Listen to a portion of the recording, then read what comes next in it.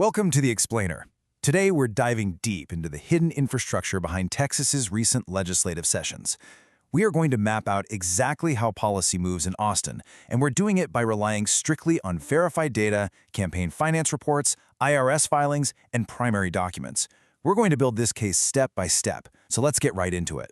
So, who is actually funding Texas's legislation? That's the central mystery we're unpacking today. When you look at the bills flying through the Texas legislature, especially the recent hyper-focus on bathroom fines and the legal definitions of biological sex, there is a massive, noticeable disconnect between those political priorities and the everyday material realities of working Texans. We have to ask, who is demanding this legislation? And more importantly, who is funding the ecosystem that makes it a reality? To answer that, we literally have to follow the money. Section 1. The reality versus the legislation. A socioeconomic contrast. During the exact same legislative sessions that prioritized redefining biological sex, we need to look at what was actually happening on the ground. While lawmakers were debating these bills, roughly 1 in 5 working-age Texans lacked basic health insurance. Look at this top row right here, 19.2% of Texans ages 0 to 64. That is over 5 million people completely uninsured. According to the Kaiser Family Foundation, that's the highest rate in the entire nation. And as you can see in this table, the disparities are even starker for the exact communities targeted by these recent bills.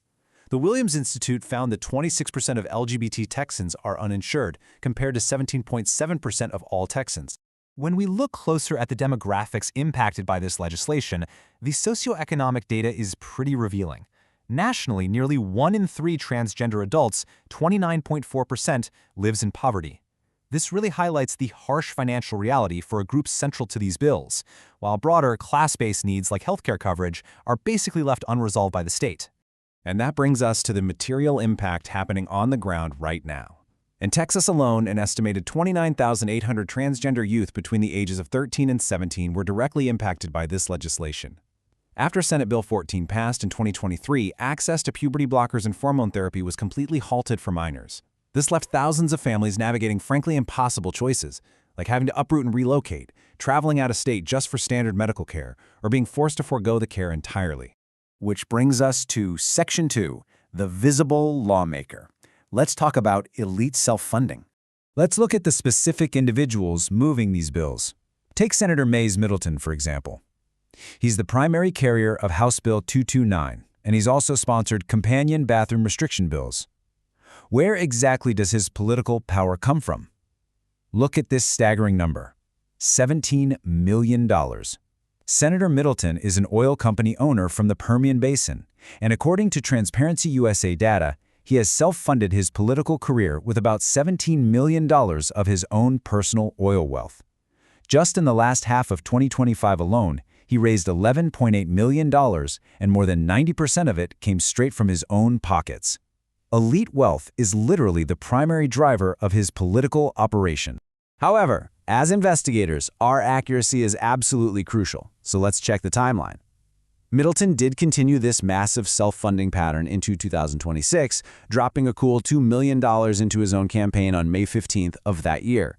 But we need to note that this specific $2 million contribution happened after SB 14 and HB 229 had already passed and taken effect. So while it perfectly illustrates his ongoing pattern of elite self-funding, we cannot definitively say this specific check paid for those specific bills. We have to stick purely to the verified facts. Section 3. The Advocacy Network. Who actually shows up to testify? If these lawmakers are the ones introducing the legislation, who provides the public support to push it through? We went straight to the official public witness lists from the Texas legislature to find out. On April 25, 2025, before the House State Affairs Committee, an organization called Texas Values showed up in full force to testify in favor of House Bill 229. They sent their president, Jonathan Saenz, alongside staff members Mary Elizabeth Castle, Jonathan Covey, and Megan Benton from their lobbying arm, Texas Values Action. So, who exactly is Texas Values? Well, they are a highly organized, well-funded machine. According to their IRS Form 990 filings, Texas Values reported $1.41 million in total revenue for the fiscal year 2024. But take a look at the second bar. $1.33 million of that revenue, a massive 94%, came directly from contributions and grants. They are almost entirely reliant on external funding to operate their advocacy network. So the natural next question we have to ask is, who is funding them?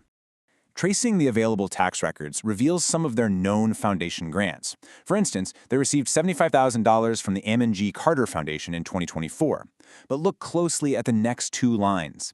They received significant funds from entities called DAF Giving 360 and the National Philanthropic Trust. These are very specific types of financial vehicles, and they introduce a major element of secrecy into our investigation. Those last two entities are what's known as donor-advised funds, or DAFs. Essentially, a DAF is a philanthropic vehicle that allows wealthy individuals to make charitable contributions completely anonymously. A donor puts money into the fund, takes the immediate tax deduction, and then later advises the fund on where to distribute the money. Because the check ultimately comes from the DAF itself, the original individual donor remains entirely hidden from the public. So who are the original donors behind Texas Value's DAF-mediated contributions? We simply don't know. It's a black box. Section 4. The funding opacity. Moving up to the think tank layer. Zooming out from the ground-level advocacy, we find the Texas Public Policy Foundation, or TPPF. They reported a staggering $28.7 million in revenue. They provide a huge part of the intellectual framework for this entire legislative ecosystem. So where does TPPF get its tens of millions? Between 2022 and 2024, their top-known funders included massive national conservative foundations. The Hook Family Foundation poured in $4.81 million. The Sierra Freedom Trust added $1.68 million. But once again, look at this third line. Donors Trust, giving $1.56 million. Donors Trust is one of the most prominent donor-advised fund networks in the country, heavily utilized by wealthy conservatives to move money anonymously. And TPPF explicitly enforces this anonymity.